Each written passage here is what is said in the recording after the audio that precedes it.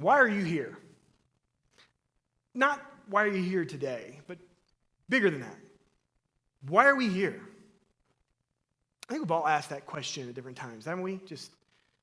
Maybe it was when we were younger, or we were kind of in an interesting season of life, and we were just trying to kind of find our purpose and our meaning in life. And we asked that question, why are we here? I think it's a question that humanity has been searching for a long time. And I think depending upon the season of life we're in, we tend to ask it more often. Like why am I here? What do I contribute? What is the purpose? What is the meaning of my life? And as a church, we are looking at the book of Genesis, the first book of the Bible. We're asking big questions. And as we look at Genesis 1, we see that God is giving us some big answers to what he's done and what he's created. But there's this interesting little section in Genesis chapter 1, the last three, almost at the very end, there's three little verses that if we miss them, I think we can miss the answer to that question. And in those three verses, God tells us something about us. Notice what he says. Genesis 1, verse 26. Then God said, "Let us make man in our image, after our likeness, and let them have dominion over the fish of the sea, and over the birds of the heavens, and over the livestock, and over all of the earth, and over every creeping thing that creeps on the earth." So God created man in his own image. In the image of God, he created him. Male and female, he created them. And God blessed them, and God said to them, "Be fruitful and multiply, and fill the earth, and subdue it, and have dominion over the fish of the sea, and over the birds of the heavens, and over every living thing that moves on the earth."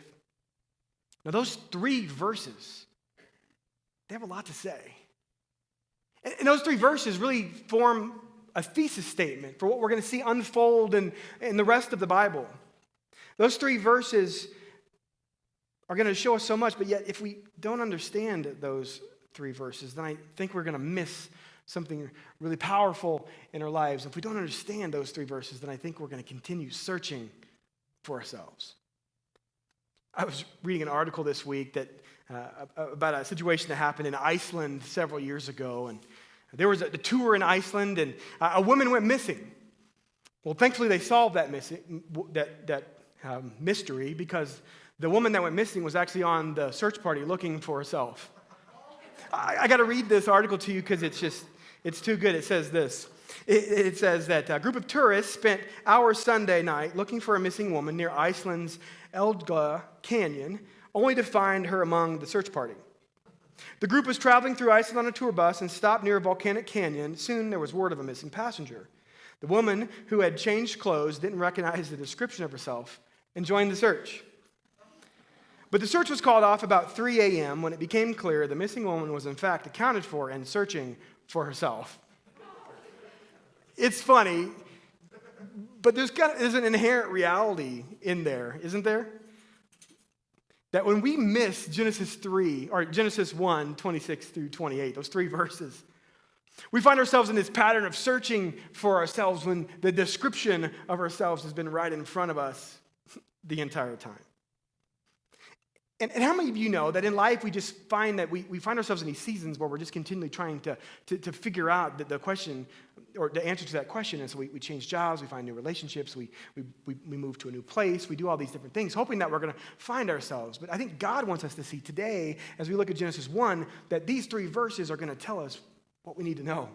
They're going to give us the starting point and God's plan for our lives and who you are. So here's a question I want to ask. When you read those verses, Genesis 1, 26 and 20 through 28, do you see yourself? Like when you read that description, do you see yourself in that story? Or are you still trying to find yourself in somewhere else? And I guess the question is, when you read those verses, do you see the real you? Or how do you even find the real you? You know, my kids, Emma turns 10 on Tuesday, Hallie's 8, Chloe's 4. They love to talk about what they're going to do when they grow up. Anybody else have kids like that? How many of you remember when you were a kid? Just love to talk about what are you going to do when you grow up?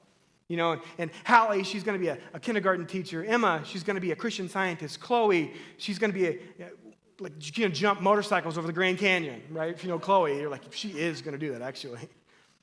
But I remember when I was a kid, it was all about like this dream of what was I going to do? Where was I going to go? Who was I going to meet?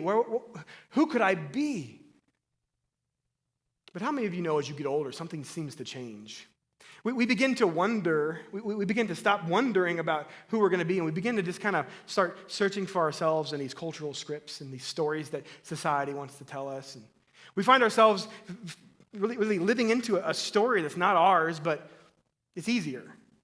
And it's a story that culture or society says, and here's how you should think, and here's how you should feel, and here's how you should live. But what would it look like if we stopped following the story that culture tells us or that we want to tell ourselves, and we started dreaming again? See, in Genesis 1, 26 through 28, God gives us the dream. And I think when we live into it, it helps us to learn to wonder at what God has created us for. You know, one thing I love about Genesis 1, 26 through 28 is this book of Genesis was written 3,500 years ago. And 3,500 years ago, God told us something amazing. And when we read it right, we see that what God is doing is he's affirming who we are as we've been created. He's giving us dignity. He's showing us honor and respect, and he's giving us purpose. And God in Genesis 1 is saying from the very beginning, I made the world, I made everything you see, and then I made you. And I made you with a plan, and I made you with a purpose, and that is bigger than anything you could ever imagine on your own. I think there's something powerful that can happen when we get this, when we can grasp it and understand it and digest it, because it has the power to really change the way we live, and not just someday, but today. You know, these last few weeks, we've been just diving into Genesis chapter 1. I promise we'll pick up speed as we go. But Genesis chapter 1 is so important because, again, it's foundations, it's beginnings, it's origins, it's what we need to know. It's answering those big questions. And if you've been following along with us, you've probably noticed that there is this pattern in creation. We talked about this last week, that there's this pattern in creation. We see that God creates and then he gives purpose. Like God creates and then he gives life. He fills it with life and gives it purpose. And we saw this, that day 1 corresponds to day 4. God says, let there be light. And then on day 4, he gives purpose to that light. It tells time. It lights the day. It lights the night. On day 2, we see that God created the heavens and the seas. And we see that on day 5, God creates birds and he creates fish. He creates. He gives it life. He gives it purpose. Day 3 and day 6, we saw last week that God creates this dry ground, this earth, this grass, these mountains, these beautiful trees, and then God puts animals. After last week, Courtney says, I'm never going to forget that on day 6, God created the creeps. We kind of discovered that together last week. But at the end of day 6, we see that God creates mankind, and he gives us purpose. And I think as we look at this, we're gonna see something really beautiful for us as we dive into, because if you've been watching throughout Genesis 10, you'll notice that 10 times God says, let there be and there was, right? Let there be light and there's light. Let there be fish and there's fish. Let there be cows and there's cows. I mean, let there be. It's like the decree of a king, right? The king says, let there be, and then it is. But I want you to notice, when we get to Genesis 1:26, God changes his tune. Instead of saying, let there be and there is, God says, let us make. And so God is changing his tune because what he's saying is he's creating the path, the plan, the purpose forward for life. In a way, it reminds me of, imagine you're sitting around with Walt Disney very early on, and Walt Disney is rolling out the plans for Disney World, right? And in those plans for Disney World, Walt is saying, look, here's what I'm going to make. Here's what I'm going to create. This is what it's going to be, and here's going to be the purpose for what it is. In a way, God is saying that in verse 26. He's rolling out the plans for why he created the world, the ancient blueprint, the plan for you and for me, the plan for our lives. God says, this is my plan for the world. Notice his plan, verse 26. It says this, and God said, let us make man in our image and in our likeness, and let them have dominion over the fish of the sea and over the birds of the heavens and over the livestock and over all the earth and every other creeping thing that creeps on earth. But there's something right there in verse 26 that if we miss it, we miss exactly what God is saying. We miss the entire thing. We begin to see this as somebody else's story. Oh, that's cute, bedtime story. God said, no, this is your story. Notice in verse 26 what he says. He says, then God says, let us make man in our image, after our likeness. Notice it sounds like God's talking to somebody, doesn't it? Like, let us make. So who's God talking to? What's God doing? Is he like Gollum, from Lord of the Rings, just kind of talking to himself, in the third person? I don't think so. Bible scholars kind of camp this out in two spots, right? They camp this in two places. They say that God could be speaking to like a court of angels, right? So God is the creator, but his angels are his workers. And so God's speaking to a court of angels, and he's saying, hey, we're going to make this. We're going to make men and women, and they're going to have this purpose, and here's what we're going to do. And maybe that's it. I don't know. There's another theory that's probably catches more traction, that is that right now God is opening the curtain a little bit for us, and he's letting us peek and see a glimpse of the Trinity. That God's showing us that the Father, Son, and Holy Spirit are speaking to one another here. And really, if you look at Genesis 1, you see the picture of the Trinity, right? You see God the Father create. You see the Word, let there be light, let there be fish, let there be cows. You see the Holy Spirit hovering over the face of the deep. You see all three persons. Now, the ancient Near East readers would have no idea what that means. And even we struggle, right, understanding what it is. But we know it works, just like the flux capacitor, right? Doc Brown said it worked. We don't know how he did it. Well, we see the Trinity right here. Could God be talking to Jesus saying, hey, let's make man in our image? Maybe. We don't know. We don't know for sure. We'll find out one day. But what we do know is that God is telling us something about his creation. He's telling us something about you and about me. Because when he says, let us make man in our image after our own likeness, God is revealing the why behind why he created you. See, notice again in verse 26. He says, let us make man in our image. There's a really cool way of saying this in Latin. I'm trying to teach you guys as much Latin as I can. It's the word imago Dei. Say that with me. Imago Dei. Bring it together. Imago Dei. All right, use that this week, right? See how people look at you. They think you're really smart. You guys know Latin. So the imago Dei. And so the idea is that it's the image of God. And so what does this mean for us? Like, why is God telling us this? Because there's something important here that if we miss it, we're not going to understand it. We're going to be like, that sounds good, cool, God's image, don't really get that, whatever. But again, let's take it back to context, right? We've been talking about the idea of who God's writing to. So the ancient Near East, elite kings would create statues. Here's a picture. And so they would put these statues all over the kingdom, and these statues represented the king. These statues represented the power of the king, the rule of the king, the authority of the king. They reminded people who the king was in case they forgot. What do you think they called these statues? Images. So God is saying, hey, I'm creating images too, and it's you. You're the image of me. Isn't that cool? Like God's saying, you're my little statues, but you're not made of stone or brick. You are made of life and blood and soul and spirit. And in that, I have given you a purpose and a plan for your life. God is saying that you are my images to project the reign of the king that created you and to rule everything that I've put you in charge of. See, one of the realities that we see in Christianity and we see in the Bible that no other worldview has, that no other belief system has, is that God created us with purpose, and that purpose is to rule. And that purpose is to have authority over what God made. I mean, if you just look at any of the belief system out there, it's all that God, you're created by these little gods, and don't make them mad. You're really to make them happy and to serve them. Or just think about scientific naturalism, right? Just the idea that everything happened by accident, and that we are all here because of happenstance. And that everything is just atoms and matter and there's nothing soulish about us. Well, they would say that you really don't have a purpose. You're just kind of there. But the Bible is very different. God is saying from the very beginning of the Bible that, hey, I've created you for a reason, and I've created you to be like me. This means that we aren't just created by God, but we are created like God. And that's just kind of hard to get our minds wrapped around. But God is saying that I've created you to reflect me to the world around you. I've given you authority over everything that I have created. And that means that God says, I've given you the ability to rule, and I've given you the ability to project, and I've given you the ability to love. See, one of the things about being made in the image of God is that being made in God's image means that we have characteristics of God in us because we're made in his likeness. This is why we have the ability to love. This is why we care about justice. This is why we have the power to care for other people, and we have the ability to rule over what God has made. And God has made you and me unique for a reason. And it's a really important job description. Notice again, verse 26. Notice what he says. He says, let us make man in our image, after our likeness. Let's stamp them as images of the Creator, King, and then let's put them in this world that I created so they can rule it well and have authority over it well. And so the way God says this, he says, I want to give them dominion over all I've created.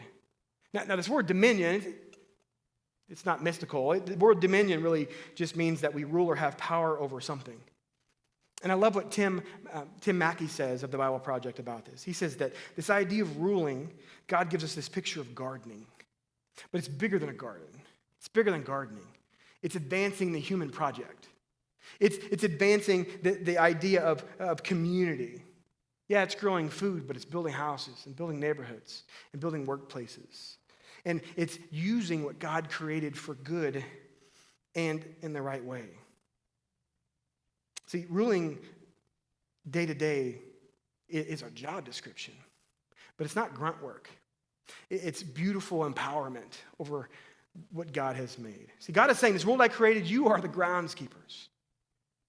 This summer, we went and watched fireworks at Coors Field. Anybody been to Coors Field for 4th of July to see the fireworks? It's amazing.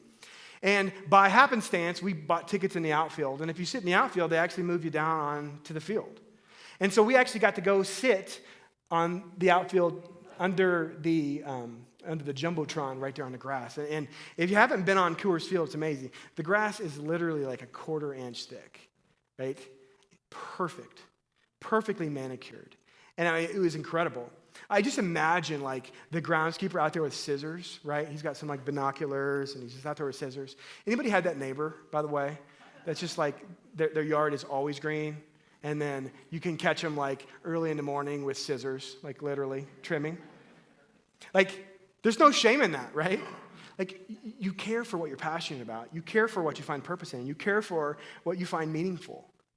And so God has said, you are my groundskeeper for this beautiful place, and I want you to rule it well, and I want you to actually care for it. And I wonder, what would it look like if we took this job description and actually ran with it, right? And we expanded it past our yards to this world that God has created. What would this world look like if we saw, man, that was my job description. I'm the groundskeeper for God's world. It's a beautiful job description. But I think this picture of the Imago Dei, of being made in God's image, I think if we understand it right, it has massive implications on our life. And here's what I mean. One of the realities that I think we all battle is that we are searching for affirmation. Now, you may say, well, that's not me. But I think if we look back at our lives, we're going to see we all are searching for affirmation in one way or another.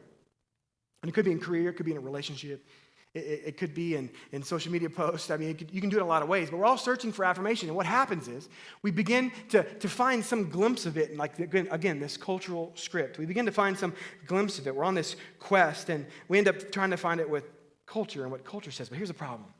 It never fills the void. It never actually works.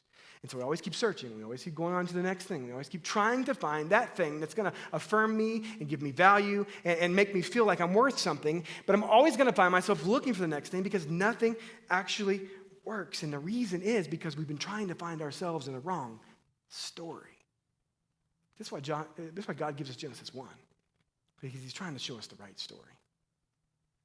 I know I give you this quote all the time, but it's one of my favorites. I think it captures the human heart. It's what C.S. Lewis says. He says that if I find in myself desires which nothing in this world can satisfy, and if no other story can satisfy this longing I have to be affirmed and this longing I have to find value and purpose and meaning, then that means the only logical explanation is I was made for another world. I was made for a Genesis 1 world.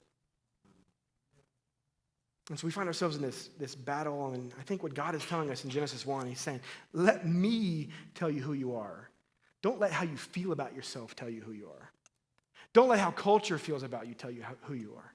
Don't let what somebody else has to say about you tell you who you are. Let me tell you who you are. And you know who you are? You are a son or a daughter of the King. And as the son and daughter of the King, I give you the authority and the responsibility to rule well. And the implications of that are huge for us because here's what this means. This means that your life matters. See, being made in the image of God means that your life is more important than you can imagine. See, I don't know about you, but I think sometimes we fall in this little trap and we find ourselves in a difficult season of life and we say, I just really don't, I don't know that this doesn't really matter. Like, why try? Why put the effort in? I think Genesis 1:26-28 saying, no, your life matters more than you could ever imagine because you were made in my image and I have given you the purpose and the plan for my creation, and that is your job description. Your life matters more than you can ever imagine. Think about it like this. Okay, for 6 days we've seen God creating, right? And we see that he's created all kinds of things. He's created fish, he's created birds, he's created animals, he's created little critters that run around. And then God says, we're going to make mankind in my image. That means that you've been made uniquely. That no matter what society wants to tell you, that you are more valuable. You are the crown jewel of God's creation, and you have been given a unique set of characteristics that separate you from everything else in God's creation. Let me explain how this works. I think there's really 3 ways we see this play out. First way is this. You have the ability to have a relationship with God unlike any other of God's creation. How many of you guys like to have some maybe quiet time in the morning? Maybe the morning's your time, and so you get up early, and it's you and it's your dog, right? And you pour a cup of coffee, and you're kind of just sitting there with your dog. It's kind of my routine. I like to get up, I like to make an espresso and open the Bible or look out the window and just think. But I've got this 2-year-old bulldog, and he's a stud. I'm just going to tell you, he's a stud. But this 2-year-old bulldog, and what does he do while I'm sitting here trying to talk to God? He's either licking his paws, which makes me want to lose it, right? It's like the sickest sound ever. How many of you guys know it's impossible to read your Bible when your dog is licking their paws? I'm just saying that is the devil's work, right? God created dogs. Genesis 3, the devil started using dogs to lick their paws. And I'm just telling you, it is the grossest thing ever. Or they're rummaging for food. So they're sniffing the corners and they're trying to hope you find like you left a pepperoni or something somewhere. And so here I am trying to talk to God, and here he is just trying to find something to chew on. He's not connected with God. No other animal connects with God. But God created us with a unique ability to connect with God. We have a spiritual connection, our spirit to God's. Another way this works out is that we are created to rule over creation, right? So you and I have a unique relationship with creation. It's why people are flooding to Colorado, right? Because we love to look at the mountains. We want to hike. I know you guys got those, native go home stickers on the back of your cars. Like, get out of here, right? But hey, look, I came from the flatland. We love this place. That's why we all come here. We have this unique relationship with creation. But it's different than animals. Because while you and I, we love it, and we say we need to protect it, and we need to plant more trees, or we need to do whatever we do, my dog doesn't care about that. He's digging a hole in the ground to bury a bone. Or he's just destroying my mulch. How many bags of mulch you got to really put down? It's ridiculous. But animals don't care. Lions aren't worried about the earth, right? They're worried about what they're going to eat next. So you and I have this unique relationship with creation, but also we have a unique relationship with each other. Like, you and I have the ability to have relationships with each other that no other animals have. And so I think it separates us so differently than anything God has created. And what God is saying, that you are the crown jewel of my creation, and I've created you with unique abilities and characteristics to reflect me and govern and rule and lead this world that I have created. And that means so much because it means your life is worth it.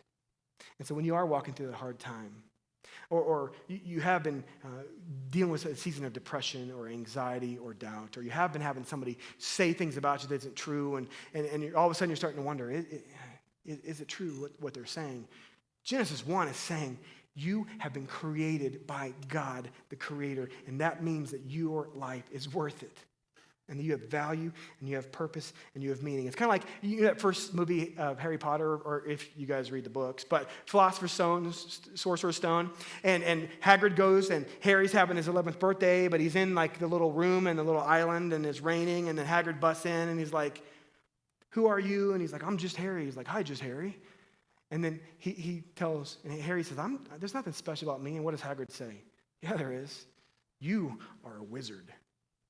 In a really big, beautiful way, Genesis 1, God is saying to us that you are God's son and God's daughter, which means that your life matters, that your life is more important than you can ever imagine. So we have to stop letting other people tell us how to feel. We got to stop letting ourselves tell us who we are. And we got to stop letting culture try to direct our path. We got to start letting God tell us who we are. And you want to know the best part of this? When you get this, when you get that you were created in God's image, you realize something amazing. Here's what it is, that you are not the point. No, I know at first we like to be the point. But the reality is there is freedom in not being the point. See, God created us in his image to reflect him and to lead and rule and govern everything he has made, which that means it's not all about me. And praise God for that. Because when it's all about me, I mess stuff up. And when it's all about me, I get pretty selfish and I get pretty prideful and I make some pretty bad decisions. But when it's about God and other people and God's creation, it's then that I'm actually free to live out God's purpose for my life. And when we realize this, when we realize that we are who God created us to be, it reveals that every single person that you ever meet, that every single person that you ever talk to, that crazy roommate of yours, that person at checkout line at King Soopers last week during the strike who wanted to argue with the HR manager who happened to be checking people out because everybody was on strike. It means that the mean person on social media that comments on all your posts, it means that every single one of them were created in God's image too. And this means it changes how you respond, treat, and react. See, notice what God says in verse 27. He says, we're going to make them in our image. We're going to give them this job description. And he says in verse 27, so God created man, hence intention, purpose. God created man in his own image. In the image of God, he created him. Male and female, he created them. And God, what? Blessed them. So what God is saying is that I've created everybody, everything, and everyone, and everything, male and female, all have my image on them, created with my likeness. And that means every single one of them have purpose. Let me ask you the question. When you think of people, do you think of them that way? When you think of people, do you think of that person that just cut you off in traffic on I-25 and you were already 10 minutes late to work? That person was made in the image of God just like you are. So I think the implications of this are huge for us too because it changes the way we think about people. One of the realities that we have seen these last 2 years that have been magnified is that we live in an us versus them mentality. And you see it everywhere. I mean, you don't have to look very far to see it. Chiefs fans versus Bills fans you guys just booed me a few minutes ago for wearing Chiefs socks on stage. I'm getting booed again. There's an us versus them mentality in life, right? You see it in politics. You see it in churches. You see it in the workplace. I mean, we're living through the Great Resignation right now. And if you read articles on the Great Resignation, it's just that's us versus them. Well, it's management versus the employees. People just don't get it. Strikes, right? It's this us versus them mentality, and it's been magnified. It's always been there. But we see it more now in the pandemic. We see it more now through the way we live. And the problem is with the us versus them mentality, it takes somebody else and it makes them less valuable. Because we're insiders, right? We're great, but them out there, no, they're not so great. And the longer we live in that, the more we begin to devalue who they are. David Brooks, he's a columnist for the New York Times. And he writes an article about this, about just this idea of how us versus them really divides culture. And it leads us to believe that people are rotten to the core. Notice what he says. David Brooks says that us versus them causes you to find yourself in a society with rampant dehumanization, where people are barraged with crude stereotypes and are increasingly detached from the complexities of reality and make them feel unseen as individuals. Now, this isn't just an American problem. This is a Genesis 3 problem. This is a humanity problem. But the reality is that us versus them puts people into little categories, and we begin to value them less and value them less and value them less, and they mean a little bit less and they mean a little bit less, and all of a sudden, they're less than human. And God's saying, what? I created everyone in my image. See, it's this kind of thinking that leads us to be able to look back at a thing like Nazi Germany and go, how did that happen? Well, it's the problem. It's the us versus them. It's why we as Christians have to be the one that leads the charge on valuing the lives of unborn babies, of caring for those with special needs, on taking care of the homeless and taking care of the orphans. And because the world doesn't see it. It's us versus them. It's us as Christians that see that God has called all of us to be on this journey together. Here in a couple weeks, we're going to get to Genesis 3, and we're going to see why all this happened. And we're going to see that we rebelled, that sin entered the world, that everything got fractured, and that everything got broken. And it's easy for you and me to look at this world and, again, throw our hands up and go, why even care? I mean, it's too far gone, right? I mean, it's too far. How can we make a difference? But here's what I want you to see. The Bible says that it's not too far gone because Jesus. Because, yeah, we broke the image of God and we haven't lived up to our job description very well. But the Bible tells us that Jesus entered into humanity for us to redeem and restore and redeclare God's image and God's plan for you and for me. Because when Jesus came and he died on the cross for us and he rose from the grave, he declared that the image of God will prevail. And God is continually working through his people. And so if you have said yes to Jesus in your life, that means that Jesus is restoring. God is restoring his image and his plan and his purpose for you. I love what Paul says in Romans chapter 8, verse 29 and 30. He says this. He says, talking about this idea that God is restoring the image of God day by day in our lives. He says this, for those whom he foreknew, he also predestined to be conformed to what? The image of the Son. It's saying that God knew before you were ever born if you were going to say yes to Jesus. And that God's plan was for those who said yes to Jesus, that he was going to conform them to begin to look more and more like Jesus. And that doesn't mean that you just all of a sudden one day snap your fingers and you're holier than thou. That's not the case. It's that God is changing you and shaping you and molding you from the inside out. See, God has predestined us to be conformed to the image of the Son. Notice this, in order that he might be the firstborn among many brethren. Jesus died, rose from the grave. One day, everybody who says yes to Jesus, they will also rise. We'll talk about that in Genesis, we'll talk about that in Revelation. We got a ways to go. So verse 30 though, and those whom he predestined, he also called, and those whom he called, he also justified, and those whom he justified, he also glorified. Notice, God is talking about something that's going to happen future, glory, heaven, as past tense. That means if you said yes to Jesus, then you are on the path of life and that God is conforming you and changing you and shaping you to be more and more like Jesus because you are the image of God. And God is still accomplishing that. And that means that every human being has potential. That means that every single person you come across this week, no matter how rude they are or how much you don't agree with them, that they have the potential of glory because of Jesus. Because everyone is made in God's image, everyone deserves honor, respect, and dignity. Because God came and Jesus died for every single one of them too, just like he did for you. And this should change the way we live. I want to give you a C.S. Lewis quote from The Weight of Glory. He says this. It's a long quote, but it's worth it. Just bear with me. He says this in The Weight of Glory. He said, it may be possible for each to think too much of his own potential glory hereafter, but it is hardly possible for him to think too often or too deeply about that of his neighbor. To remember that the dullest and most uninteresting person you can talk to may one day be a creature which, if you saw it now, you would be strongly tempted to worship, or else a horror and a corruption such as you now meet. God is saying that the person you see now, you have no idea what they're going to be someday. That the person that you see now, you have no idea who they're going to become because God is moving, God is working, God is transforming us, conforming us into the image of his Son. Notice what he says next. All day long, we are in some degree helping each other onto or other of these destinations. It is in light of these overwhelming possibilities.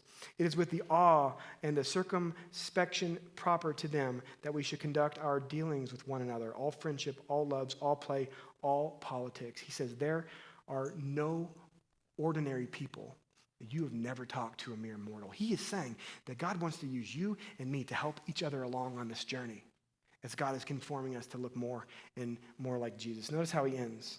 He says, it is immorals whom we joke with. It is in light of these overwhelming possibilities. It is with awe and circumspection proper. Yeah, would you cover that? Go to the next slide here if you would. Okay.